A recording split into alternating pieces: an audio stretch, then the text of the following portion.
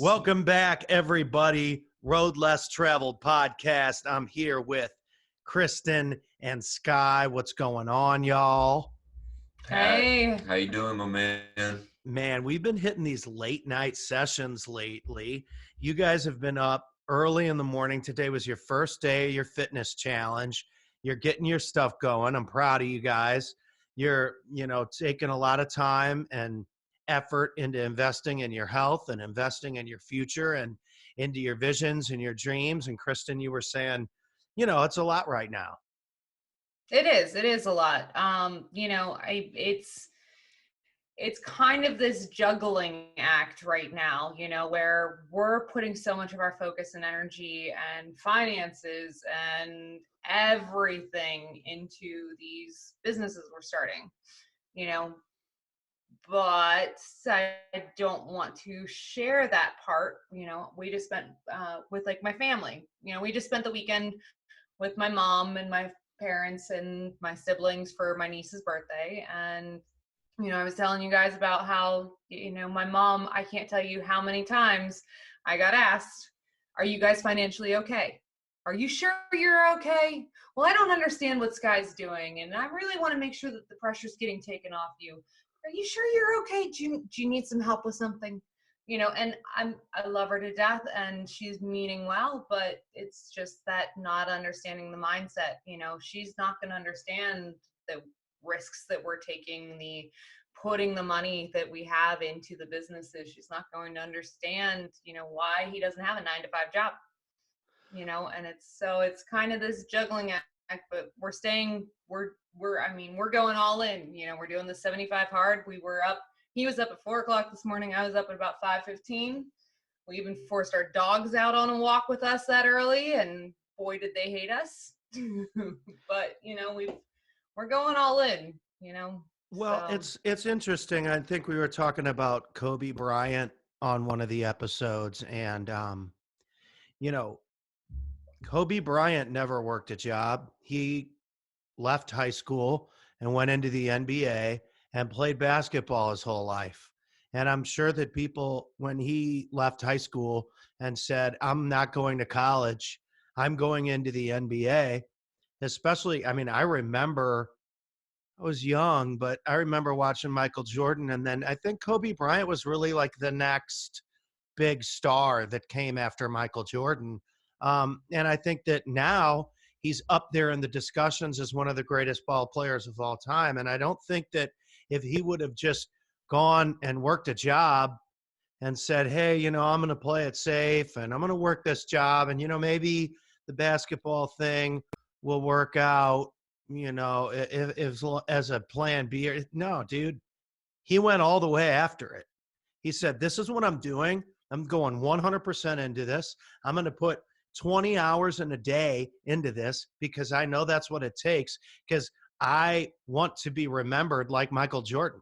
I want to be remembered like Magic Johnson or Larry Bird or, Dr. J or Wilt Chamberlain, or, I don't know. We could go on, the best basketball players of all time. And, now that all that worked out for him, we recently lost Kobe Bryant because of a helicopter accident, but we're all going to be talking about how great he was forever now, because he made a decision that he wasn't going to be like everybody else. He made a decision that he was willing to not sleep. He was willing to get up at 4:00 in the morning and do 2-a-days or 3-a-days or 4-a-days or 5-a-days. There's an old story, Allen Iverson, who shows up in LA and he's kind of shooting the ball or whatever. It was his first time in LA and Kobe Bryant was there practicing, and Allen Iverson was like, well, what are you doing tonight? He was like, I don't know, practicing. He's like, what are you doing tonight? He's like, well, it's my first time in LA. I was going to go to the club. Dude, Kobe wasn't going to the club. He was practicing. There's a reason why that guy, his face is all over everybody's Facebook page for the last couple of weeks. And it's not because he went and played it safe with some comfortable little, paycheck that shows up every week that, by the way, he could have lost that job. He could have lost that gig. Jobs are not guarantees. There is no guarantee in life. except for the fact that your life will end one day. It's the only guarantee you've got.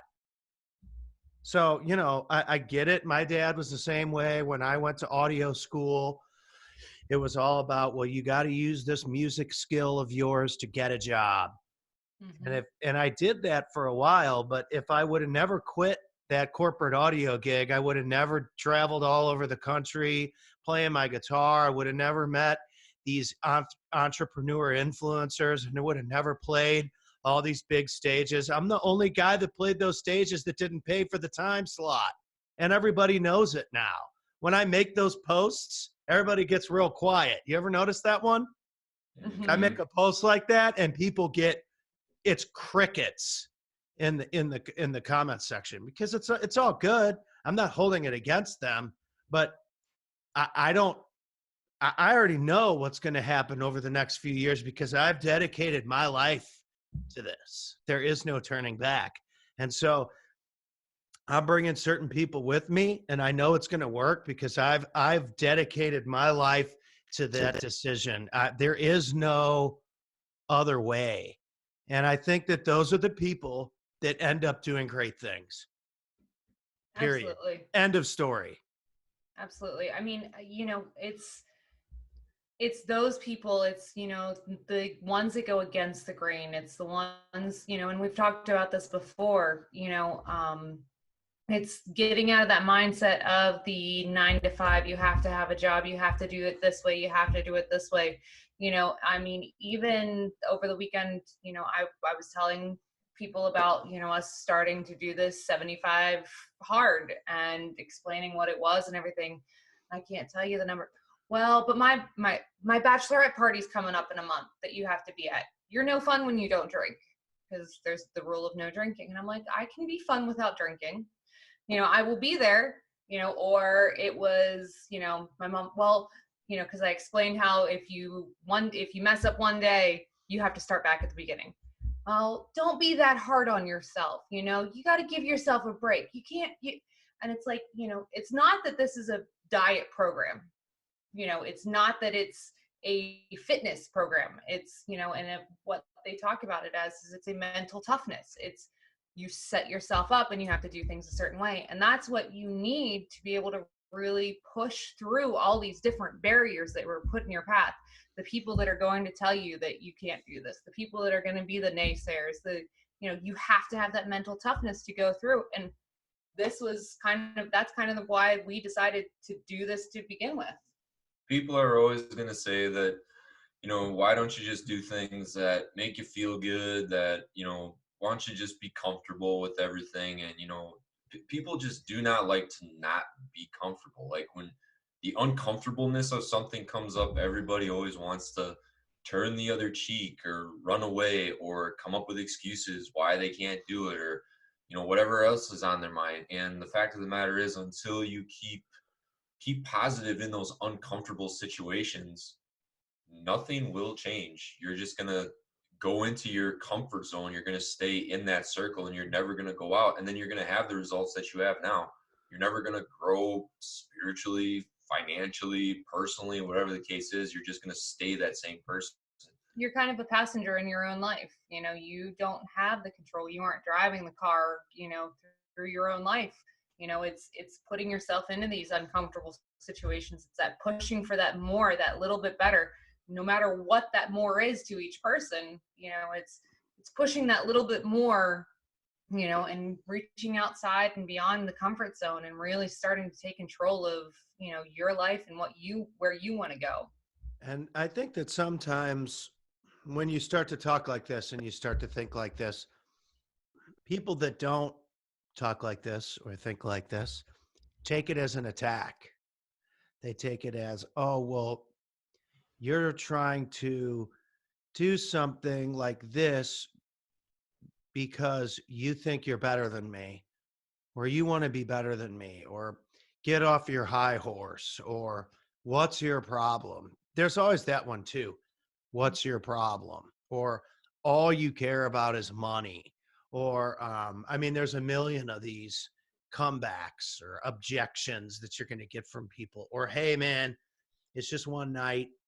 let's just drink. It's my bachelorette party. Well, guess what? I have goals, and drinking at your bachelorette party isn't on the list anymore. So I'll be there to support you.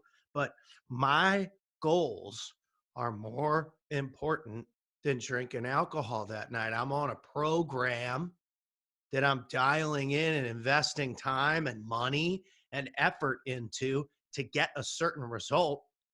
And if you support me, then, like I support you by showing up in the first place, by the way, then you need to understand that this is the rules of engagement for the time that I'm investing into our friendship or relationship. You're going to have to understand there are rules of engagement moving forward for who you spend time with, who you invest your time with, and all of these different things.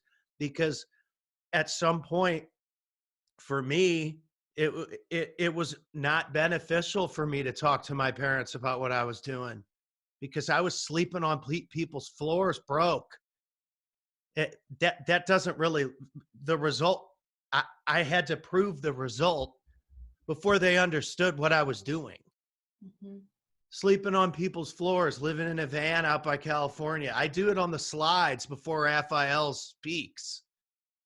I do it on the slides. I'm next weekend going up in front of 250 people with a slideshow talking about how 6 years ago I was playing at a farmer's market for $60, and a year ago or two I was playing in front of 10,000 people. It wasn't because I moved out to California and worked at CVS.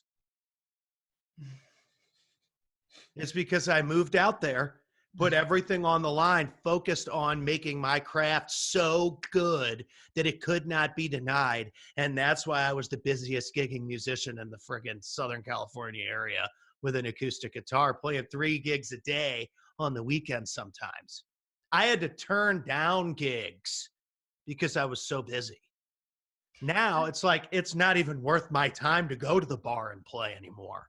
It's not worth my time because I'm hosting events for Tim Bratz, who has a $300 million real estate portfolio. I've never even done a real estate deal.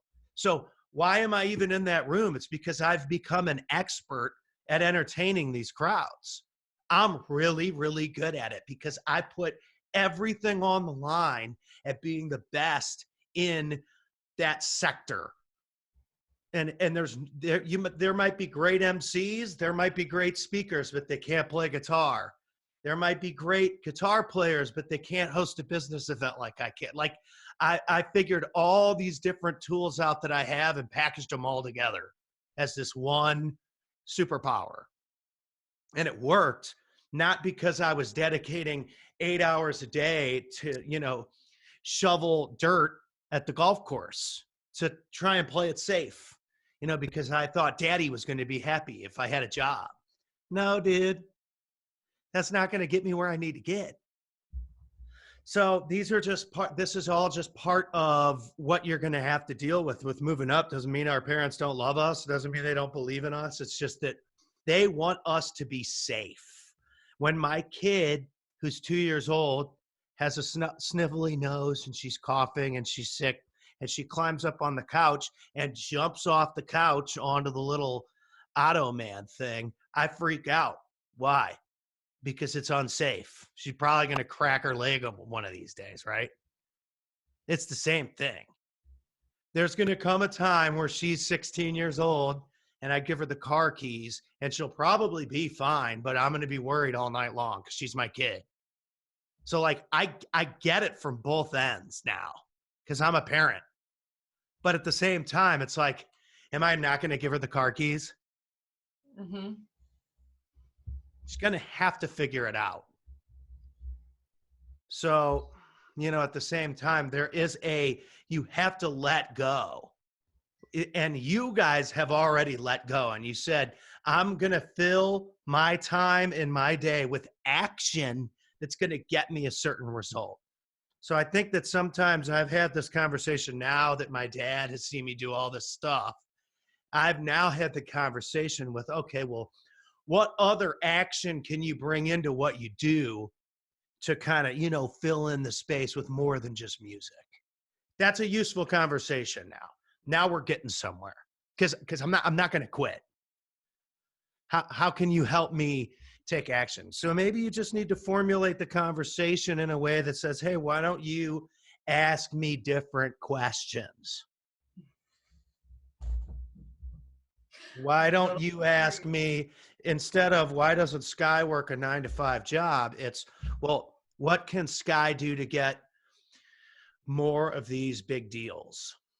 How many deals do you think Sky will get in 6 months if he keeps practicing? He'll probably get some pretty big ones, right? So I think that sometimes we get stuck in the now, which is good in some ways and it's bad in other ways, because the action that you're taking now to build this, wholesaling business or coffee business or podcasting business that you're doing is an investment in the future.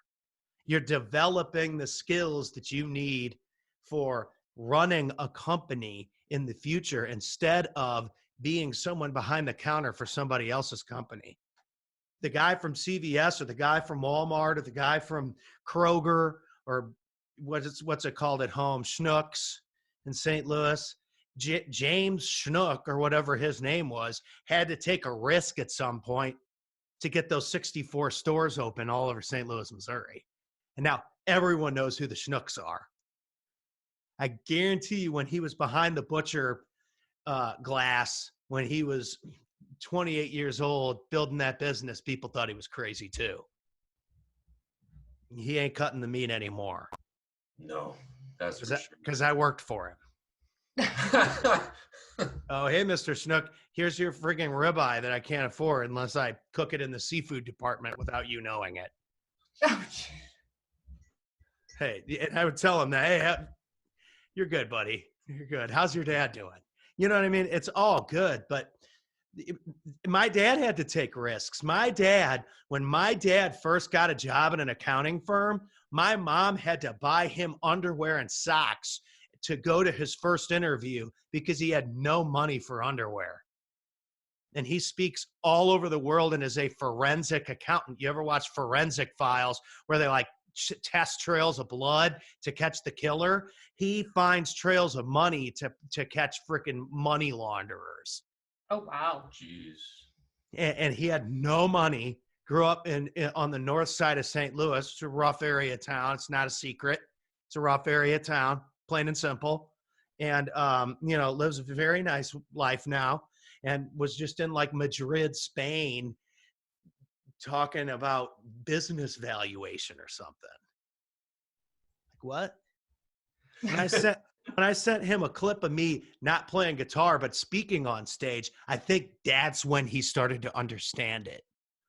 Oh, okay.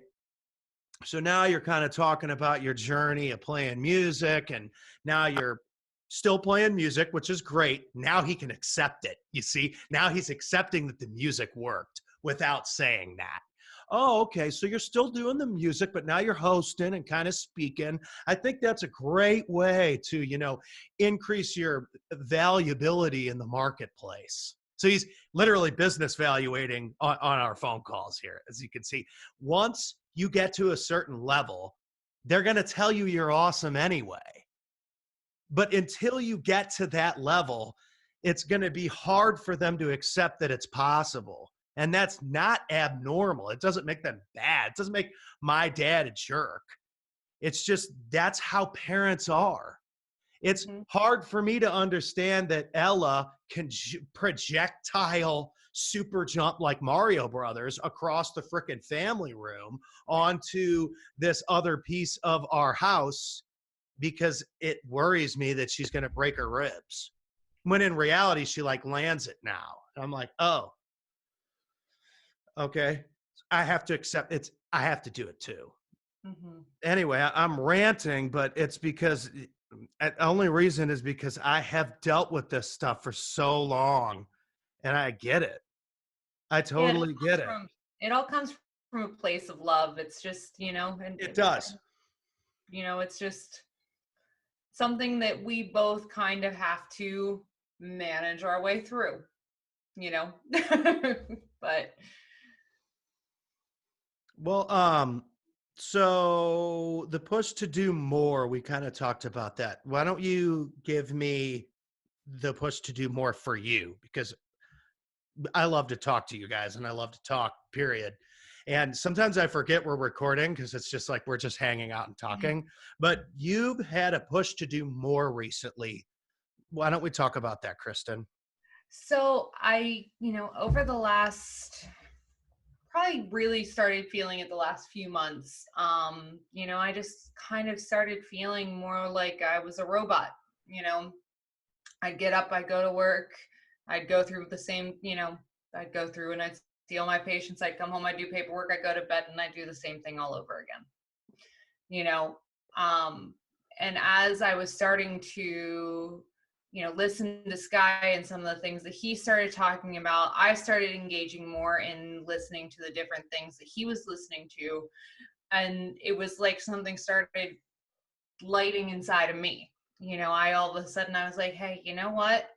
I don't want to be this undisciplined person anymore. I don't want to roll through life, and given I love my job, I love treating patients, I love helping people, but I don't want to be going through like I'm some robot. Like, it's not fair to me, it's not fair to them, and It's not fair to was me either, just so for him. we're clear with that. But I started realizing, I had a lack of discipline in my life. I was in this comfortable place that, I ate whatever the heck I felt like. And he has told me a number of times he worried about the amount of sugar I would take in. And I didn't work out. I had no healthy lifestyle whatsoever.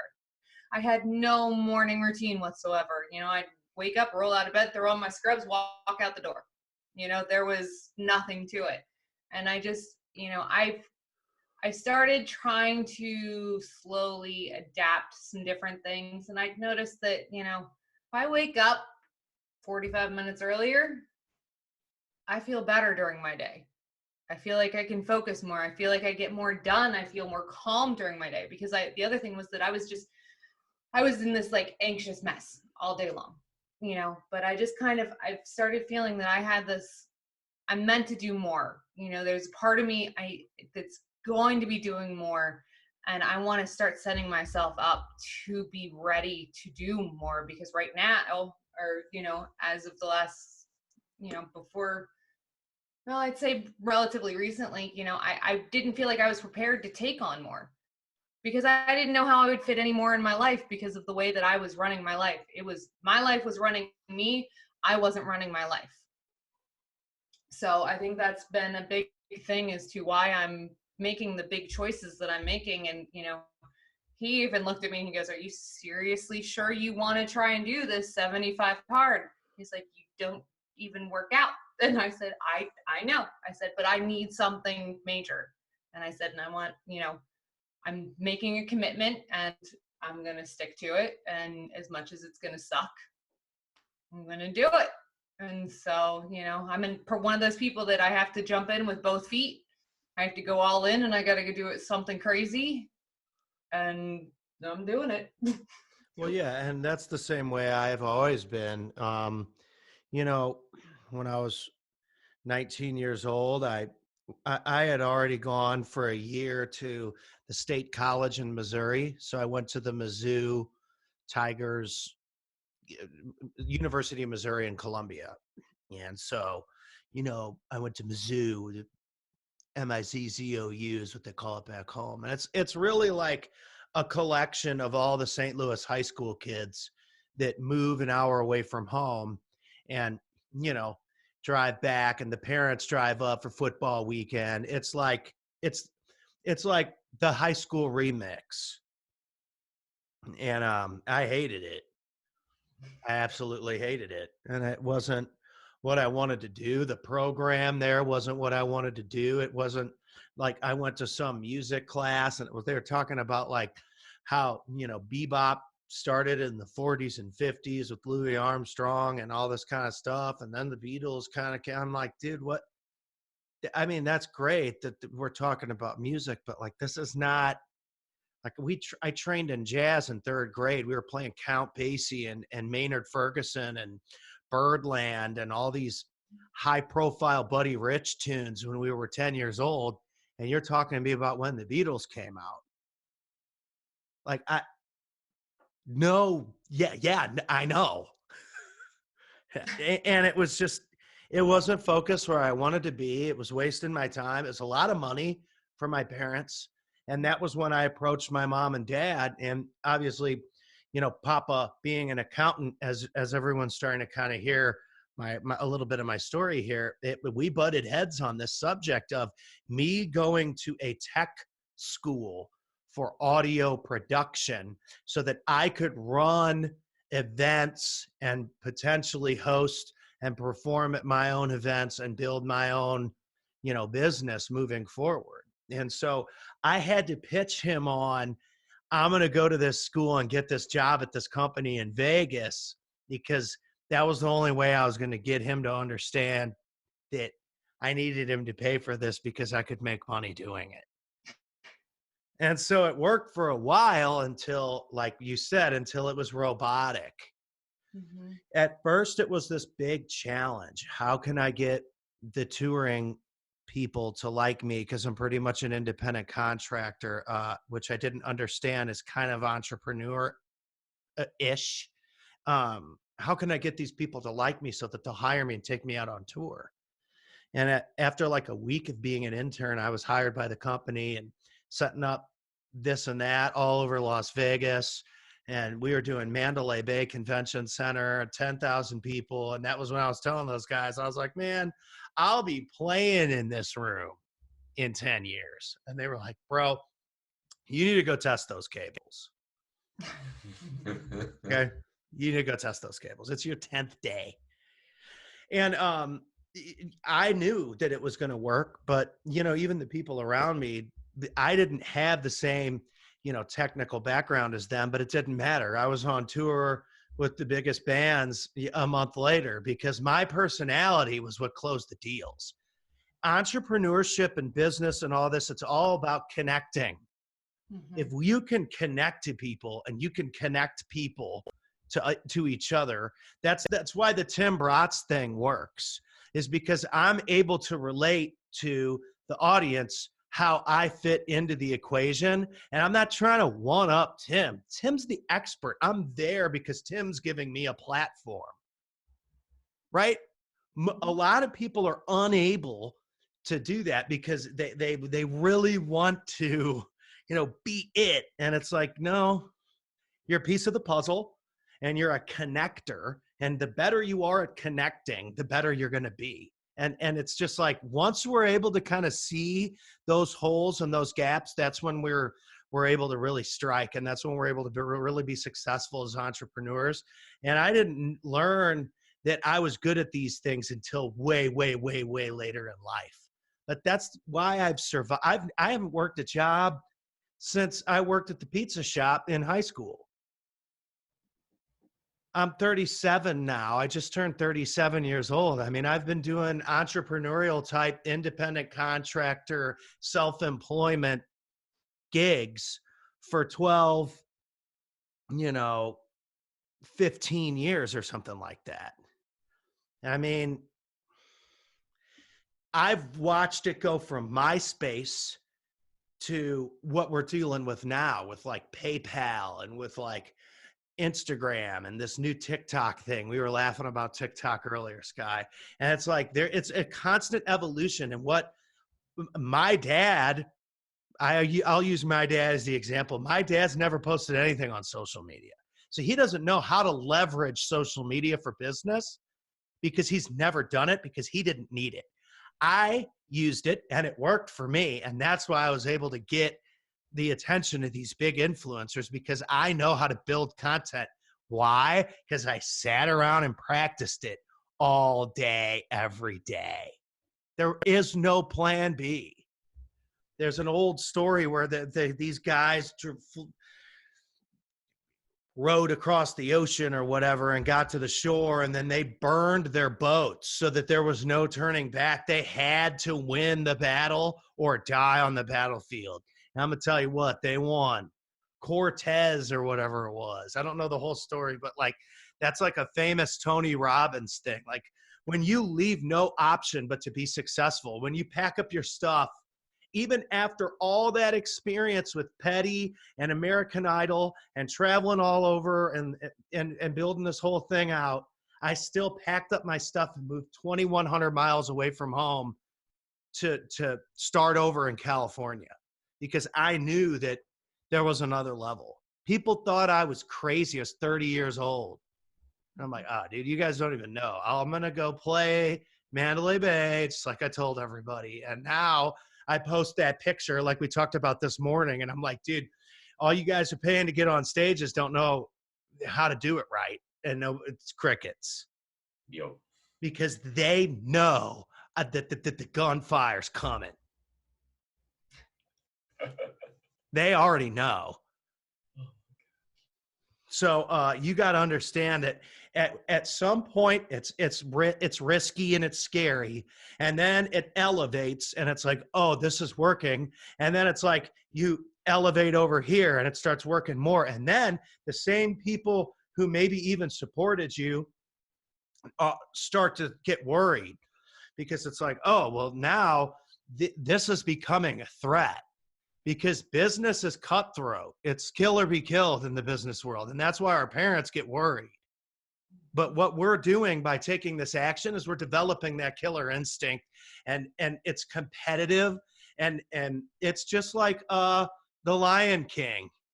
Again, back to Disney, because all I do is watch Disney with my kids now. Scar killed Mufasa to become the king. And then lied to his kid and said it was his fault.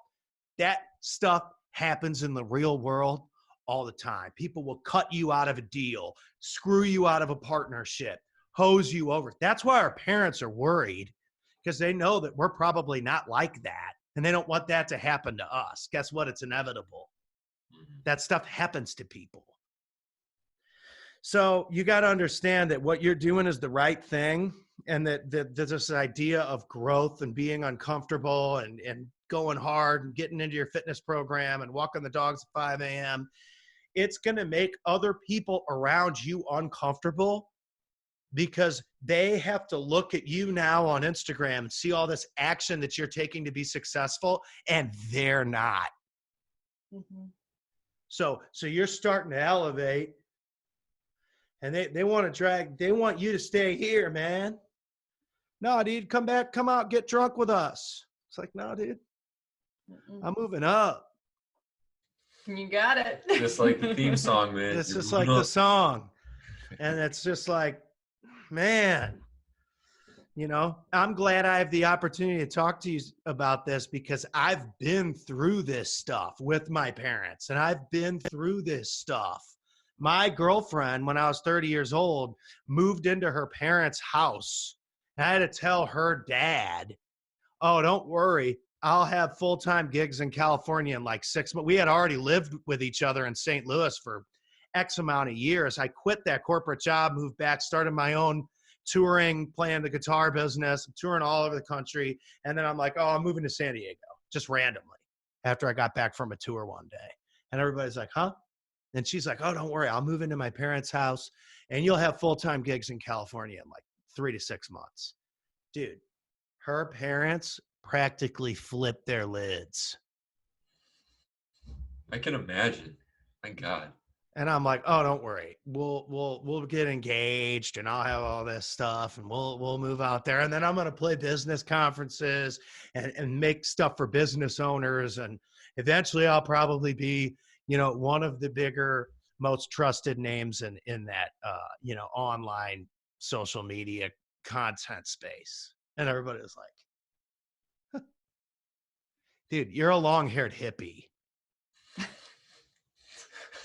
that travels with Coolio and Afro Man. And I'm like, don't worry, it's going to work. And it's like, that's part of the reason why I post those pictures of me doing it now that I have the proof, and it's crickets. Because it's like, oh, we don't want anybody to see that he did that. That's why they don't like it, because if you click like, it shows up for everybody else to see. So they don't even support me anymore. Even the people that I worked so hard to get in front of don't cheer for me because they don't want me to choke them out and submit them on the big league in the big league octagon of this game. Where's the love? Those Real Advisors guys sure support me, don't they? Interesting how that works. Those guys want me to get huge. So this is going to elevate. Once your parents finally take your side, which they will, this is what I'm getting at. Once your parents come around, it'll be the same people that you wanted to be like, that like maybe helped you or supported you a little bit. And then once you start to pass them, they will stop rooting for you. Just wait for that one. You want to talk about something hurting your feelings or hurting you or bringing you down? Just wait until you're sharing the stage with these people, or we're doing this show at some event, and the same person that you were reading their book today when you're struggling to get up at 5 a.m. tomorrow, that person doesn't even root for you because all of a sudden you're potentially as big as they are. You already see that a little bit, because I'm not a social media like person. I've never been, like, especially Instagram. He's been having to teach me, but I've been trying. Now that we're doing all these different things and we're trying to change and we're trying to do better and we're trying to, I've been posting more to my stories and to my feed and stuff, about the growth things that are happening. And you notice that when you're doing more things to better yourself, a lot of times the people that typically were the ones to, comment or like or something, they kind of start going away. Interesting how that works, isn't it? It is. Like there's a bunch of guys I used to work with at the warehouse on my page, and they never like anything I post. I don't think it makes them bad guys, but they're still hauling cables, testing cables, working that same Mandalay Convention Center. They're probably setting up GrowthCon right now. And it's like, I played that event. I saw some of the wireless guys that I used to work with at that event. And they were just like, oh, I don't know. I don't think I remember you. It's like, you don't remember me, dude. I was your boss at those gigs after I was an intern. Because they can't even admit it. Mm-hmm. It's like there was a kid, Michael Phelps was his idol, right? Some little swimmer kid. And he like took a picture with Michael Phelps and like, I'm just going to make up years, 1996, right? Takes a picture with Michael Phelps. Michael Phelps is his idol. He wins like 3 medals, 20 medals that year, right? Then like in 2000, Michael Phelps wins a bunch of medals, and that guy's like in high school. He's a swimmer now, right? And then like in 2004, Michael Phelps loses a race, and that kid gets a gold medal. But Michael Phelps, has an abundance mentality. So he like did an interview and was like so proud of the youngster, and like this was his dream. And it's such an honor for me to be his idol. And I was just a swimmer, and I'm so glad that he was able to achieve this. Even though I got silver, it was one of my fastest times, which just shows like how great he really is. Like, he puts the kid over. Yeah, that's amazing. So, I mean, dude, people that are big winners, like you talk about, who's the company that runs, you're drinking their post-workout, First Form, Andy Frisella. I've taken their products before. That's phenomenal. And that guy wants nothing more than to see everybody win. Mm-hmm. When I posted a picture, I was getting ready the night before I played a 10X. I posted a little picture of some stuff, and just randomly, I don't even think I tagged him in it, he liked the picture. Because he knew, because I had, how I like message people my content. I just like blast it out to people on Instagram. Mm-hmm. He knew how much that gig meant to me, and somehow went and liked that picture. That's awesome, dude. Randomly. Because he knew that in the back of my head, I needed it that night. Mm-hmm. Right? This guy has a million other things to do than get on Instagram and support some wacky songwriter that used to message him on Facebook every day. But that message on Facebook of, hey man, I'm going to share the stage with you one day. Hey man, I'm going to get there one day. Hey, I'm doing this weekend. Just missed you at this one event. It turned into reality. You played day one. I'm about to hit day 3. And he double tapped that picture. Because he's like, oh, dude, this guy is about to pull this off. Good for him. That's how winners think, dude. That's how winners think. Period. You ever see a UFC guy and he's like a big time champion, right? And he loses his title, gets beat by somebody. All the guys that are the best guys are like, yeah, he was just faster than me tonight. They're watching the replay. Yeah, I remember, he caught me. I was looking for the leg kick, but he caught me with the right hand. And, he was just better tonight, hats off to him, and I'll be back. You don't hear him being like, oh, well, my leg was messed up. And, that it was kind of close to the end of the bell. So it was like, yeah, I wasn't really looking for it. They don't make excuses. Right. So it's just, you're leveling up your life.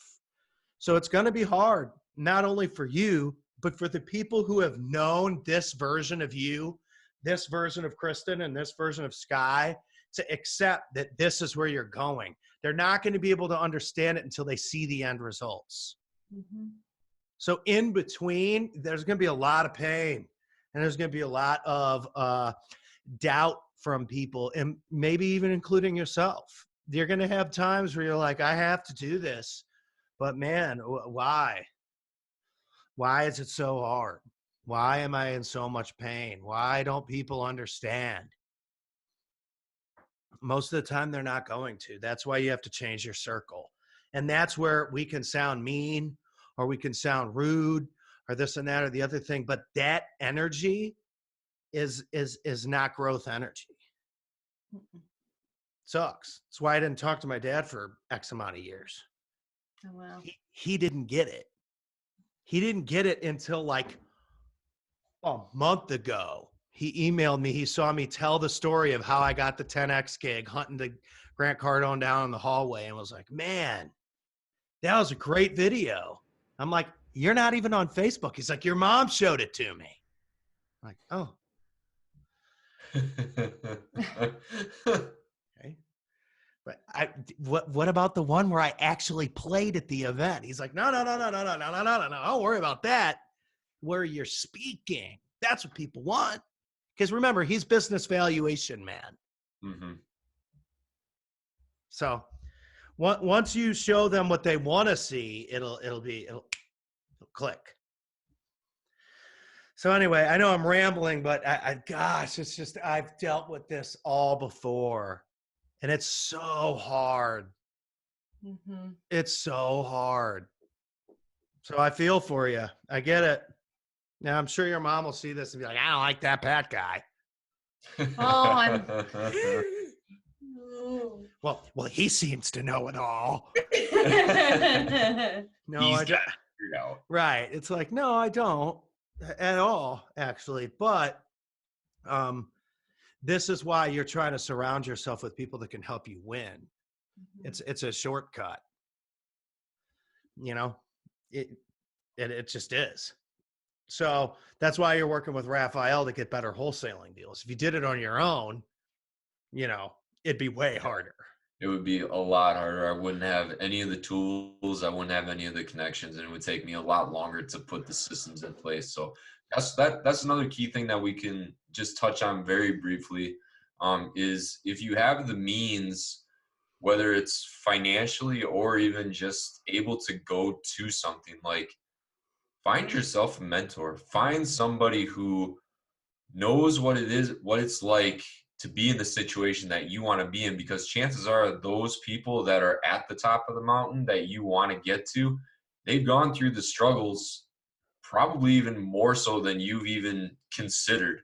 They'll tell you stuff that you probably didn't even think about. And those right there are learning experiences in it itself.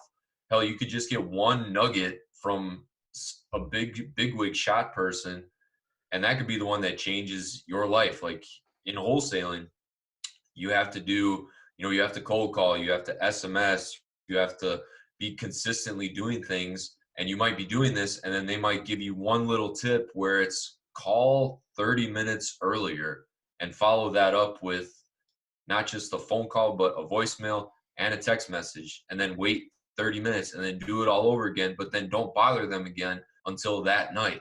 That could be that one nugget that gets you a deal that's worth $30,000. But you would never know that if you didn't put yourself out there to try to find somebody who knows what the hell that they're talking about. So if you can invest in something, invest in somebody that can help you for sure. And I want to make sure, I love what you said about $30,000, because if you worked 40 hours a week, $15 an hour times 40 hours a week, right? $600 times 4 weeks in a month, let's say, times 12 months, that's $28,800. Now, my wife, who has a degree in early education, was working a full-time job in California, and I think her pay was close to that, even if it was a couple dollars more, which I think it was. That's about a $30,000 to $32,000 a year salary to watch people's kids for 40 hours a week, all day, every day. Now, this is where we start to break down why you don't work a 9-to-5 job. Because if you can get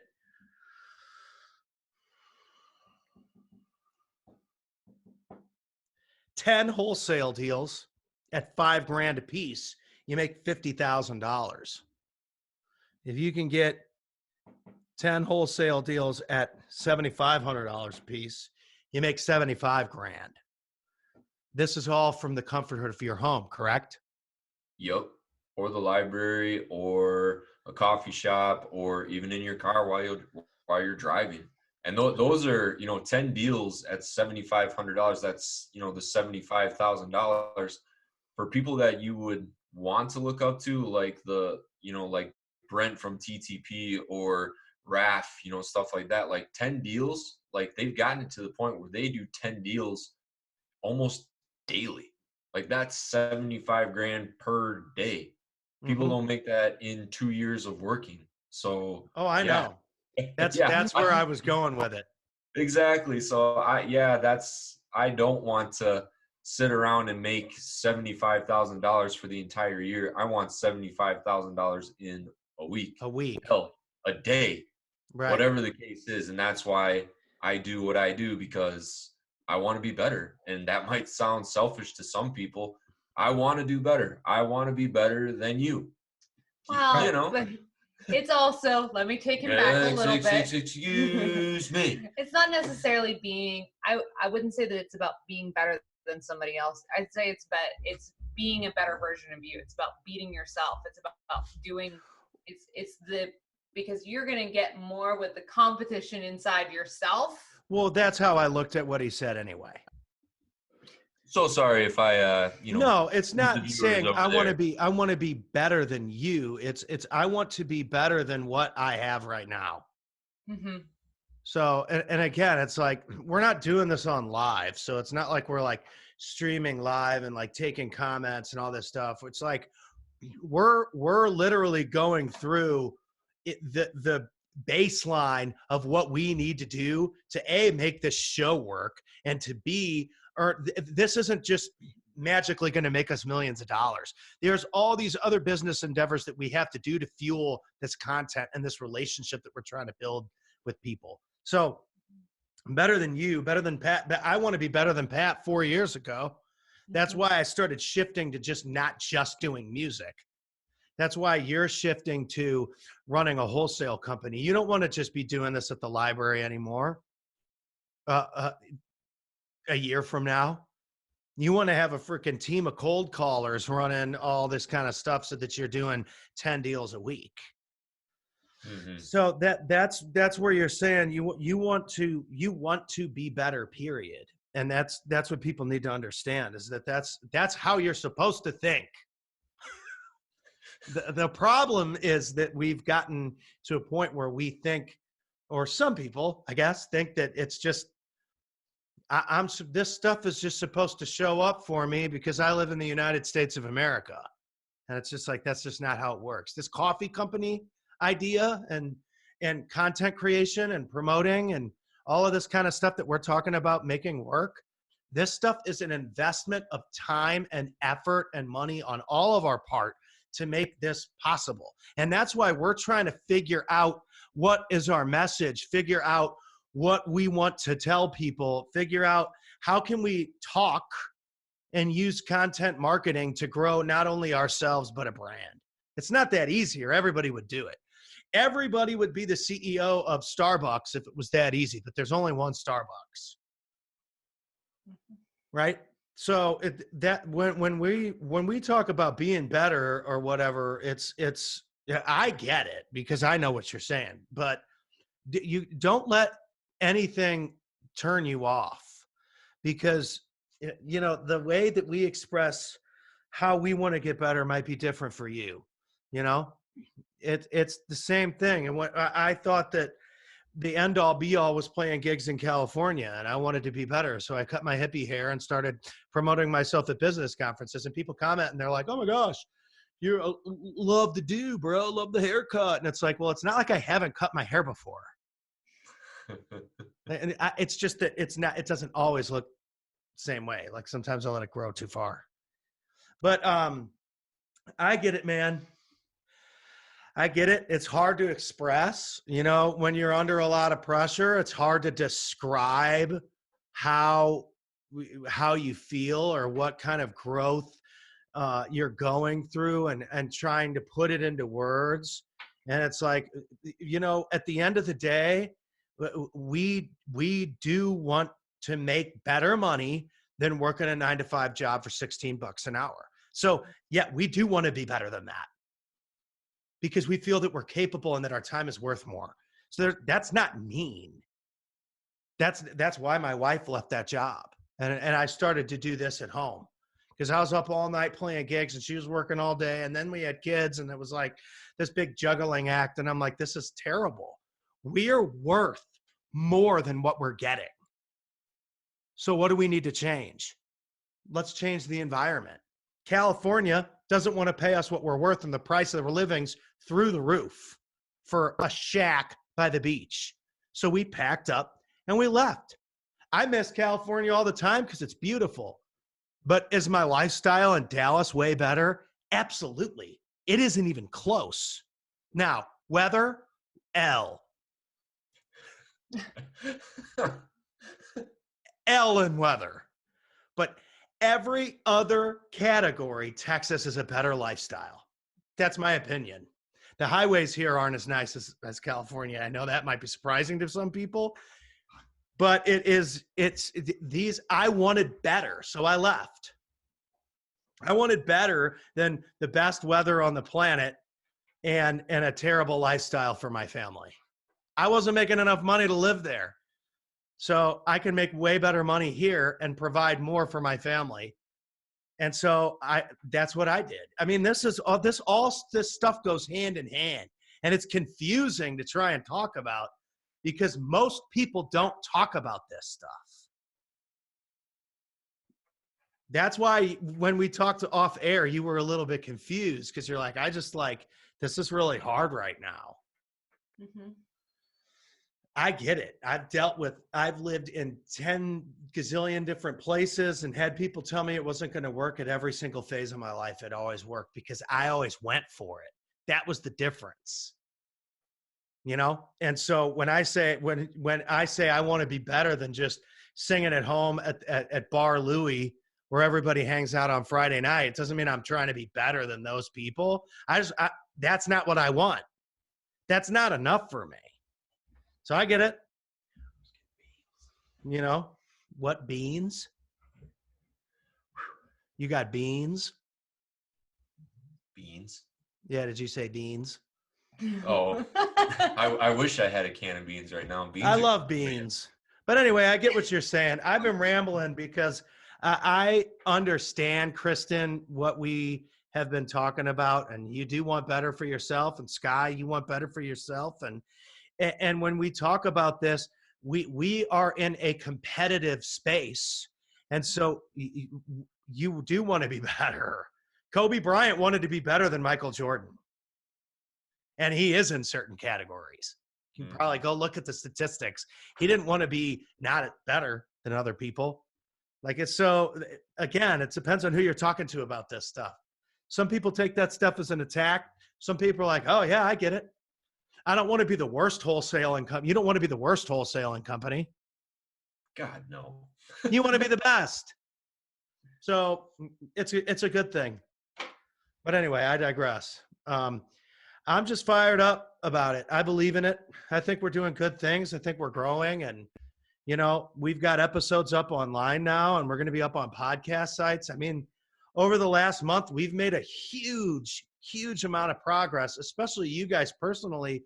You're not, daily content producers, but you're going to be. Mm-hmm. That is the goal. And I think that once people start to see the positive stuff that you're sharing on your pages and your profiles and the snippets that we'll have and all that kind of stuff, they'll start to be like, oh, well, where's that? Where can I find that? I mean, I know I can see it even in myself, over the last month, I'd say, since we really started talking about doing the podcasts and started doing them, I've been holding myself more accountable. I've been, pushing myself to be better. I can see the difference in just myself in just a month, but just trying to do more and be more and starting to find that more in myself, and stopping with the excuses and stopping telling myself that, I can't do this and I can't do that. And, if you take those risks, you start taking that step forward and you start believing a little bit more and a little bit more and a little bit more each step that you take. And I really believe in what we're doing and, where we're going to go with this. Yeah, it's awesome. So you reading Rachel Hollis's book. Yes, I am. Well, did you find out about her because I told you about her, or did you already know? No, I definitely found out from you. Yeah. When we were talking about this. You owe me, yeah. Ray. Come on, Ray. But so you had told me about her, and I started kind of following her a little bit, just kind of trying to get an idea. And she's good. Talking about because of her content and stuff you had been telling me about. And I needed a book to read for part of this challenge that we're doing, and we went over to Target, and I was just looking around trying to pick something, and the book that I'm reading of hers right now is Girls Stop Apologizing, and that is exactly what I need right now, because I am the girl who is the people pleaser, and I've talked about this, I want to make everybody happy, I want to do everything for everybody else, and so this book was, and it talks, that's kind of where I've gotten a lot of the more, from too, is just in the opening of it, she talks about how, if we stopped fitting into these different categories that we, place ourselves in to try and, especially as women, like, where our worth is based on what other people, how we take care of other people and how we do for other people instead of, what we do for ourselves. And so that's kind of where I started getting that more from, no matter what level that more is. And, I'm excited to, because she's got a lot of good insights for me and, things that I really need to take and move forward with my life, stop apologizing for everything, because I am that apologizer. Well, and that's back to what we were talking about earlier. It's just like we live in a day and age where we're getting into business and we're getting into these endeavors that require us to be savages, because we have to protect ourselves and we have to protect our families and we have to protect our dreams and our time and the money that we're investing, and we have to make sure that we're working with people that are the right people and all this kind of stuff. And I mean, being apologetic and feeling bad all the time, trying to make everybody happy doesn't work. Mm-mm. I've Nope. tried it too. It doesn't work. It If doesn't. you It want to makes be you happy, miserable. if you want to try and make everybody happy, sell ice cream. That's Absolutely. like the old When quote. And then somebody will complain that you don't have a certain flavor anyway. So even that absolutely. probably won't work. You end up walking on eggshells in all different parts of your life because you're trying to make this person happy and you're trying to make this person happy and you're trying to make this person happy. And then you kind of lose sight of what makes you happy. You happy. Yeah. You know, and I think that's part of the reason that I'm on this journey that I'm on right now is because I spent so much time making everybody else happy, or thinking I was, even though it created more chaos in the long run. But you know, that I lost sight of what made me happy and what made me me and what made me different and what set me apart.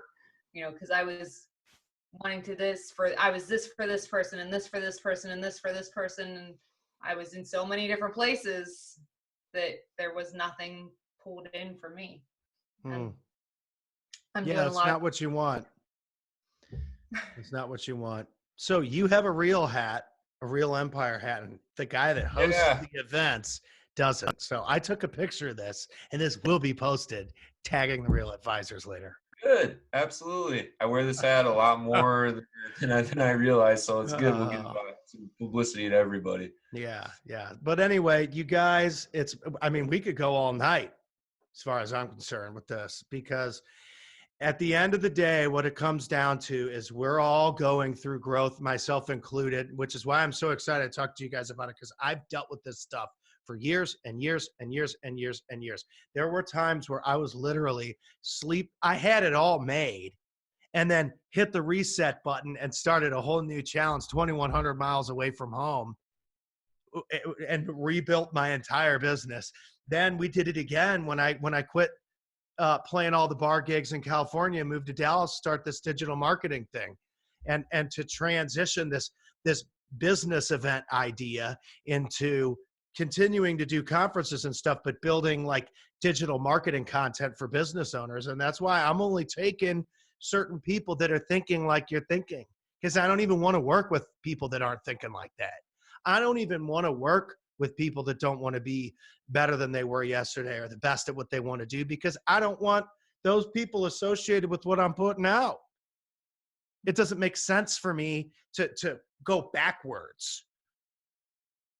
So, you know, it comes down to the wire sometimes, but those relationships always come through when you need it to, if you're putting the work in, aggressively putting the work in. So, we're all over the place today, but I think it's good, because that's the only way you grow, is by acknowledging how you feel and putting yourself out there. And if you're someone who's watching this stuff and you feel like, you know, people around you are beating you down and they potentially maybe don't have the results that you want in the first place anyway, dude, cut it off for a while and go get those results with other people. It doesn't mean they don't love you or that they don't care about you or whatever. It's just, it's time for you to get a new circle around you. And then once that thing grows and once that thing blossoms and once it starts to take off and there's more opportunity there and it's given a lot more back to you and you're not putting so much into it, listen, those same people are going to tell you how great of a job you did, because they wanted it to work for you all along, or they wouldn't have expressed concern. It's just hard for people to picture the end result until you have the proof to show it. And that's what I said. Once mommy's on board, then it's going to be somebody else that you thought you'd get to a certain level and that person would get your back. And now all of a sudden that person isn't clapping for you anymore. It's like, dude, you were all about me getting to this level. And now that I'm at this level, it's like, well, you might be passing that person up at some point. They don't like it. It's too bad. Something to think about, because I mean, I've seen it recently as well. So listen, keep grinding. I know you guys have to get up at 5 a.m. and work out, so I have to shut up at some point. Yep. I got to get up at 3:45. So yeah. Nice. Cool. Well, you guys do your thing, Kristen. I appreciate you really putting yourself out there and working so hard and really trying to embrace this whole social media content and stepping into the best version of yourself and building a business around your message and yourself as a personal brand and stuff like that, because that's where everything is going.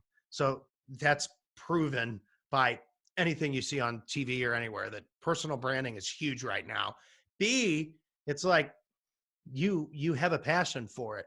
So the better you get at this, the better out of all three of us, I think that there is a powerful I'm glad that you brought up Rachel, because I love following her too. There is a powerful women's movement happening online, and there's so much more opportunity right now with social media for you to connect and communicate with these powerful women than there ever has been before. So keep embracing it. Those gals that you aspire to be like have all dealt with these types of things before. I am sure they have. So keep doing it. Sky, as always, buddy. And I'm going to go complain to those guys because you have a hat and I don't. For sure, man. Get yourself a real hat, man. Yeah, for sure. All right, guys, rock on. Appreciate you, All man. right. Good night. Later.